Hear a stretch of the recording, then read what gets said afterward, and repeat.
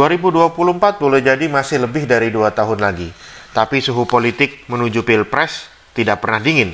Perkembangan terkini, banyak tokoh yang kembali menggugat agar presidensial threshold dari angka 20% diturunkan menjadi 0%. Bertubi-tubi gugatan datang ke Mahkamah Konstitusi. Riza Ramli, Jenderal Gatot Nurmantio, Ferry Juliantono, dan beberapa senator Dewan Perwakilan Daerah itu adalah sederet tokoh yang sementara ini turut menggugat agar angka PT atau Presidential Threshold tersebut dihapus. Langkah orang-orang itu seakan menyambut statement Ketua Komisi Pemberantasan Korupsi Firly Bahuri yang menyatakan baru-baru saja bahwa memang sebaiknya Presidential Threshold itu dibuat 0%. Kenapa? Firly mengatakan bahwa bila Presidential Threshold dibuat 0%, biaya politik akan menjadi semakin murah dan ujung-ujungnya akan turut menekan angka korupsi. Tapi apa sih sebenarnya Presidential Threshold itu? Undang-Undang tentang Pemilu pasal 222 menyebutkan bahwa pasangan calon, dalam hal ini adalah calon presiden, diusulkan oleh partai politik atau gabungan partai politik peserta pemilu yang memenuhi persyaratan kursi paling sedikit 20% dari jumlah kursi DPR atau memperoleh 25% dari suara sah secara nasional pada pemilu anggota DPR sebelumnya. Jadi, apabila seorang tokoh berminat menjadi calon presiden, maka dia harus mendapatkan dukungan oleh partai politik atau koalisi atau gabungan partai politik dengan kursi sebesar 20%, atau kalau kita hitung itu sekitar 115 kursi. Nah, ada dua implikasi dari aturan presidensial threshold 20% ini. Yang pertama, parpol lah pemegang tiket utama Pilpres. Seberapapun kandidat itu disukai oleh publik atau angka elektabilitasnya tinggi, jika tidak dapat restu dan tiket parpol, jangan pernah mimpi untuk bisa ikut Pilpres. Implikasi kedua, karena syaratnya presidensial threshold itu 20% itu sangat besar, kandidat itu umumnya harus berburu tiket lebih dari satu partai politik. Ya. Nah, bayangkan di 2019 saja itu yang angka perolehannya lebih dari 20% kursi itu hanya satu partai, yaitu PDIP.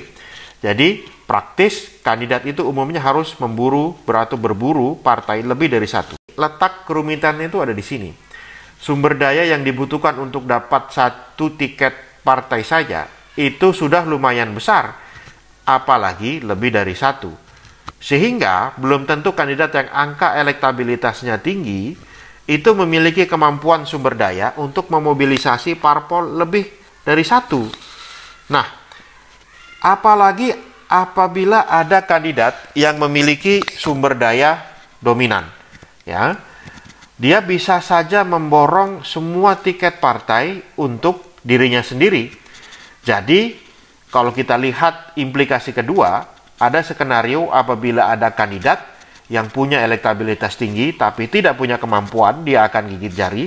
Dan di lain sisi, apabila ada kandidat yang mungkin elektabilitasnya terbatas tapi memiliki sumber daya yang tidak terbatas, dia justru bisa memiliki peluang untuk maju ke Pilpres. Kalau sudah begini, tentu rakyat akan gigit jari karena rakyat akan dihadapkan oleh pilihan 4L alias lo lagi, lo lagi. Dan kalau kita sedikit menganalisa pembelahan yang terjadi pada Pilpres 2019 lalu, ya itu salah satunya menguat juga karena rakyat itu tidak punya pilihan yang banyak. Karena tokoh-tokoh yang disukai itu tidak memiliki kesempatan untuk melenggang di dalam Pilpres. Logika inilah yang membuat gerakan mendukung presidensial threshold 0% akhir-akhir ini menguat. Apalagi sudah ada statement bahwa DPD atau Dewan Perwakilan Daerah itu akan full support, seperti kita lihat di media beberapa waktu lalu. Namun sayangnya, mayoritas petinggi partai politik yang sekarang ini punya kursi di DPR, itu sontak ramai-ramai memberikan reaksi negatif. Penolakan para petinggi partai itu beragam. Ada yang mengatakan bahwa undang-undang pemilu yang menjadi dasar dari presidensial threshold 20% ini tidak usah dirubah-rubah lagi. Ada yang mengatakan bahwa itu adalah hak parpol. Ada pula yang mengatakan bahwa itu adalah hak istimewa dan berguna untuk penguatan parpol, begitu. Sampai-sampai ada juga pengamat yang mengatakan bahwa, yang ini aneh juga ya, kalau presidential threshold 0%, itu bisa-bisa nanti Habib Rizik ikut pemilu. Ini hubungannya jauh sekali ya. Mengapa mayoritas parpol yang punya kursi di DPR itu alergi dengan gerakan PT 0%? Persepsi paling umum akan menunjukkan fakta bahwa dengan PT 0%, maka daya tawar partai politik face-a-face calon presiden akan melemah. Apalagi ini tentu saja akan berakibat pada minimnya daya dukung yang bisa dipergunakan oleh parpol pada kontestasi Pilpres. Nah, tetapi menurut saya, hal yang paling utama mengapa partai politik ini sebagian besar ya menolak itu karena adanya faktor kompetisi. Kalau kita melihat sejarah pemenang Pilpres menunjukkan bahwa setelah Pilpres 2014 belum pernah ada petinggi parpol yang menang melawan figur non-elit parpol. Ya, kemenangan Pak Jokowi, sang petugas partai, itu yang jelas bukan jajaran elit PDIP, itu menunjukkan fakta-fakta itu. Bahkan ketika PDIP itu 2 kali menang pemilu, pada saat yang bersamaan PDIP tidak bisa mengajukan ketua umumnya atau tokoh struktural partainya untuk menjadi calon presiden. Dan fakta-fakta sejarah itu bisa saja terulang pada Pilpres 2024. Kita ketahui ya, setidaknya tuh ada 4 jalur kandidat yang terbaca dalam survei-survei politik. Itu adalah petinggi parpol, ada kepala daerah, ada menteri yang ada di dalam kabinet, atau perwakilan institusi dan ormas-ormas secara nasional, seperti petinggi TNI, Polri, maupun ormas-ormas seperti NU dan Muhammadiyah. Sayangnya, bila kita melihat elektabilitas yang ditunjukkan oleh banyak lembaga survei, posisi 5-6 besar capres umumnya itu didominasi bukan oleh petinggi atau ketum parpol.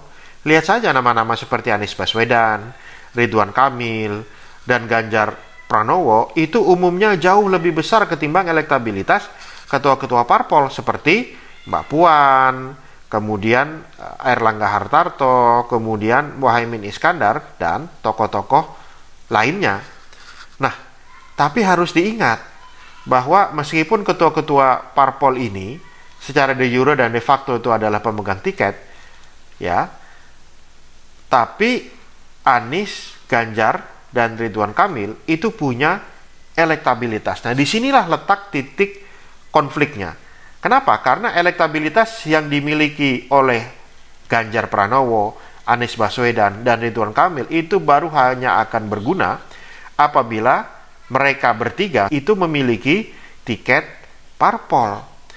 Nah, kalau berkaca dari pengalaman pemilu 2019 dengan presidential threshold 20%, petinggi parpol dengan suara menengah saja itu kesulitan untuk maju sendiri. Itulah yang membuat para ketum parpol seperti PKB, Golkar, dan lain-lainnya sulit, sehingga akhirnya kandidat hanya 2 pasang. Apalagi sekarang.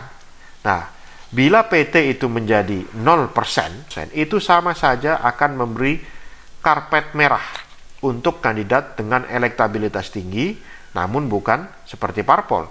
Ya, bayangkan Anies Baswedan sampai saat ini belum menjadi anggota partai politik. Ridwan Kamil bukan anggota politik. Begitu juga dengan Panglima TNI yang sekarang ini digadang-gadang ya di dalam beberapa survei, Andika Perkasa ya. Nah, dengan logika yang terbalik begitu ya, apabila gerakan PT 0% ini gagal, tentu peluang para petinggi dan ketum parpol seperti Prabowo, Puan Maharani, Caimin, Airlangga Hartarto itu kan akan membesar. Saya ambil contoh misalnya di PDIP. Apabila PT itu tetap 20%, ya, tentu peluang Puan Maharani sebagai elit partai PDIP untuk mendapatkan tiket itu tentu lebih besar dari Ganjar. Dan pada saat yang bersamaan, tokoh seperti Prabowo secara praktis itu bisa menyingkirkan tokoh-tokoh yang tidak punya partai seperti Anies Baswedan, Ridwan Kamil, kemudian Andika Perkasa. Nah, jadi sekarang pertanyaannya, Anda pilih yang mana? PT 20% atau PT 0%?